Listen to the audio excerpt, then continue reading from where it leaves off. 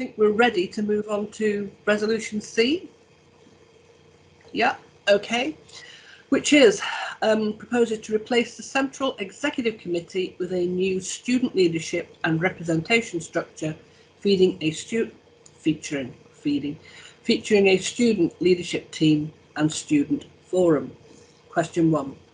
You have 3 minutes to explain why conference delegates should vote for or against this resolution. 3 minutes each. For campaign to go first.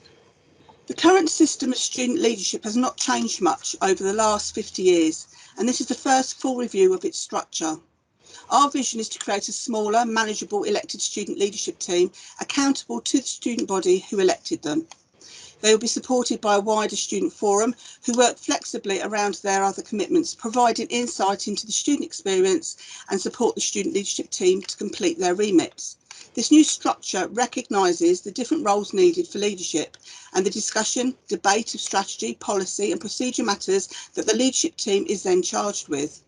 The student forum would consist of 30 to 40 elected and appointed students. Their skills, experience and diverse background would support the work of the student leadership team, making us a more agile and representative student association. This increases democracy and better representation for the membership, offering a way for students to be involved with association work and possibly become student leaders in the future. Currently, there were low terms limits on elected roles, or how many terms do you do on our student leadership. This can put new students off from standing for a role. In a brick university, you would have 2 one-year terms as a student leader, bearing in mind that we are not a brick university and the students can stay around for decades. We need a system that ensures we are the diverse and representative structure. Having a 2 terms limit in a role and 3 terms limit as an elected representative would be a fairer system to ensure continuity while allowing the student leadership team to be refreshed, progressive and diverse. We can understand that change is often difficult to accept, but it helps us to reflect, take stock, improve and move forward.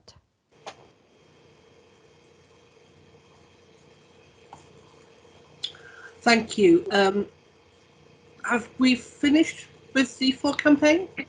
Yes. Yep, lovely. Thank you, ladies. And the against, please. Thank you. Students should vote against this proposal as it will reduce democratic accountability and it will introduce further complexity.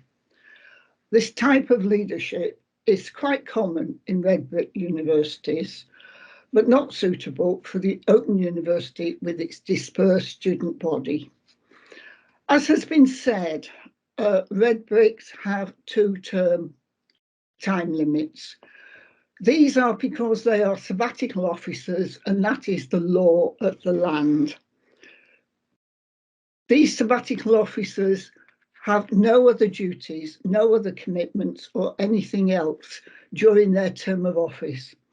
OU volunteers will be part-time or full-time students already and may also have jobs and family responsibilities. For these volunteers, this workload is already far too high. Reducing the number of the leadership team will make it worse.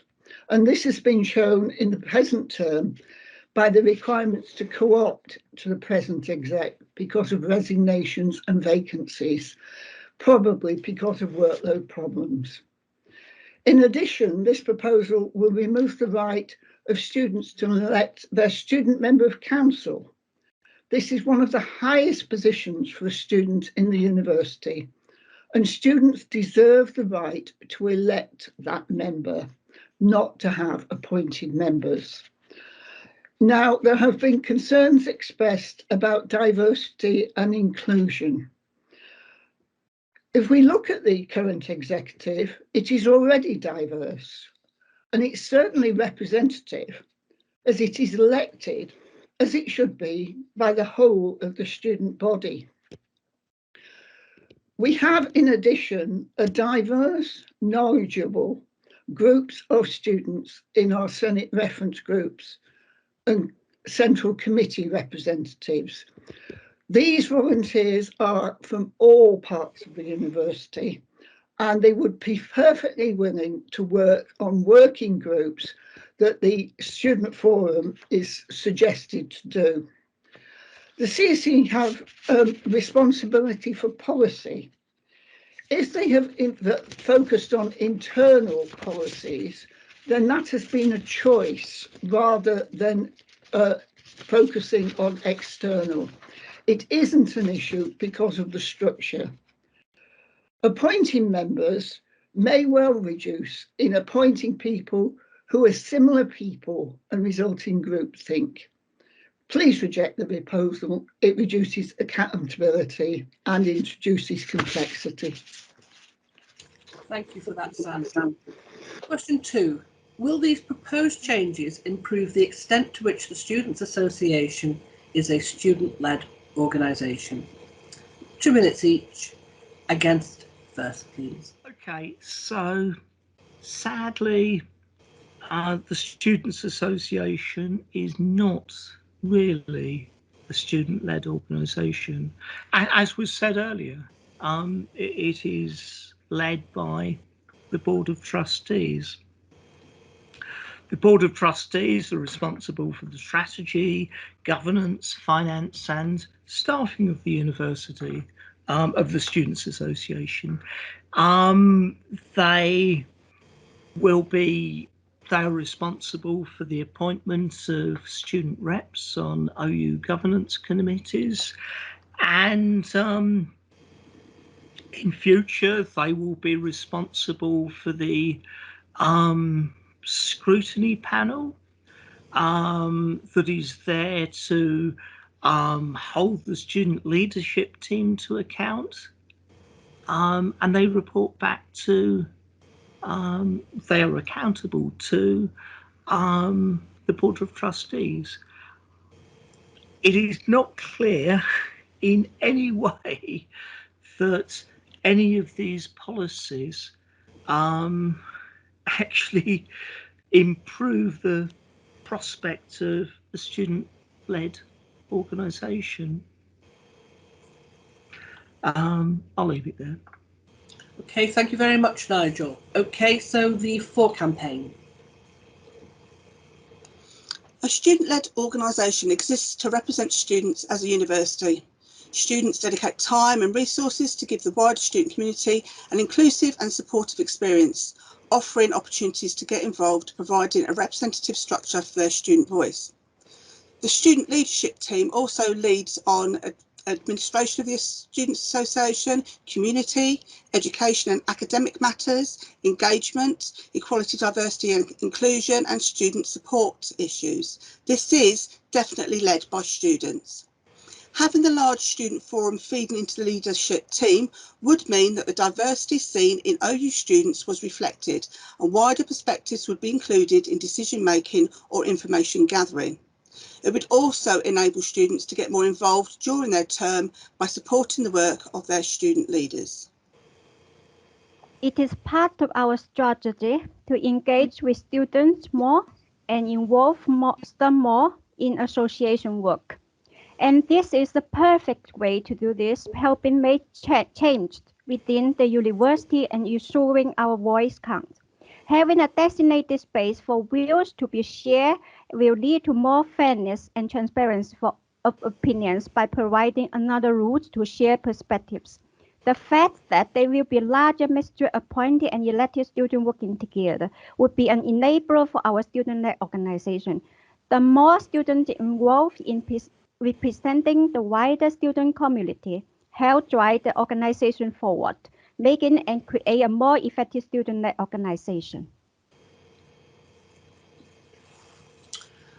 Thank you, Stephanie and Shalzen. I hope I'm close to the pronunciation on that. Question number 3. How will your campaign's preferred approach improve diversity and representation within the Students' Association?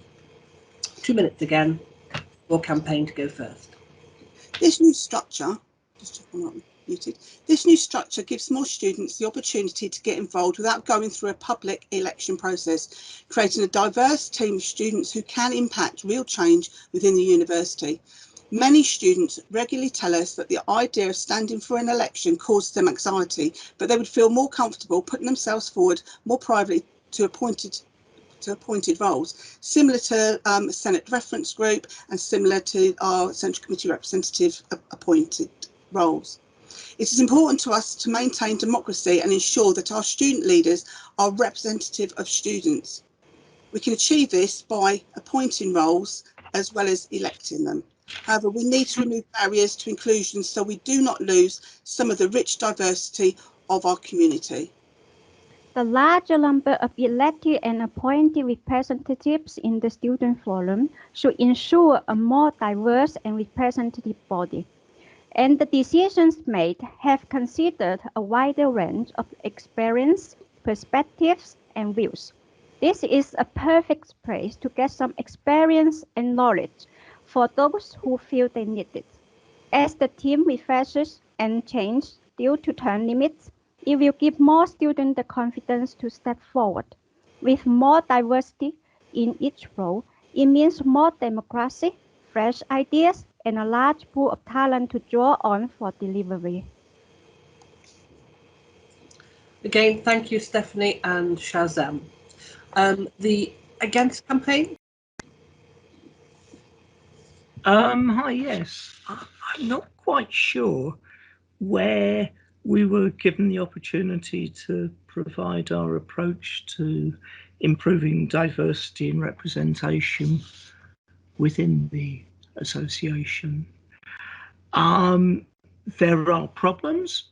I'm not sure that we're entirely represented across the board.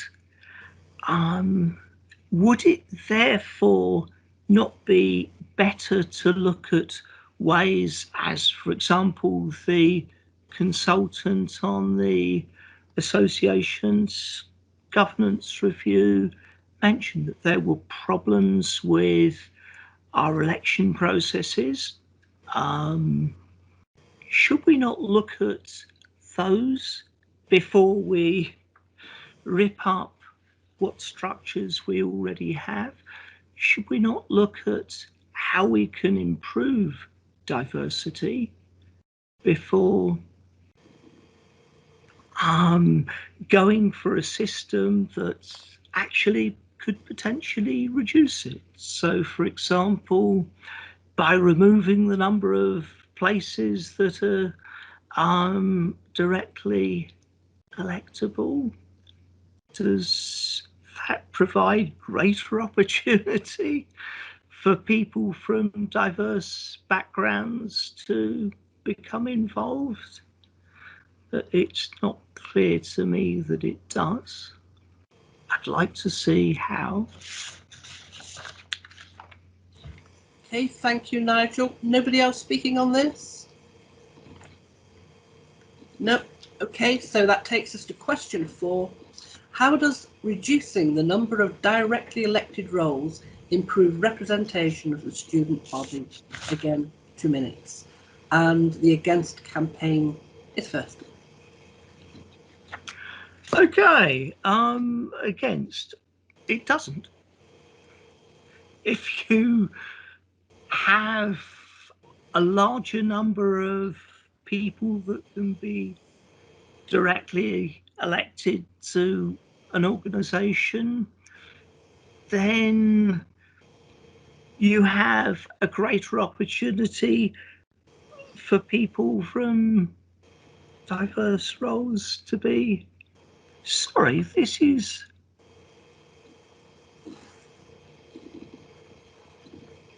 So it's resolution C. Yeah. Yeah, resolution C. No, it doesn't, basically. It doesn't. If you reduce the number of roles to which people can be elected, then you reduce the opportunity for a diverse number of opinions to be represented. If you've got lots of places, then lots of people from different backgrounds can become involved. If you have fewer places, then you have fewer number of people that can be involved. Thank you. Lovely. Thank you, Nigel. And the For campaign. Currently, student leadership team places are elected, which limits those who can put themselves forwards, as not everyone wants to go through an election. In fact, our research suggests students would appreciate other ways to be involved, and they could still represent the student voice within the Student Association in an appointed role. For example, if you've got roles that are appointed and you've got the elected roles filled, the appointed roles could be allocated to the diversity gaps that we've got within our representation.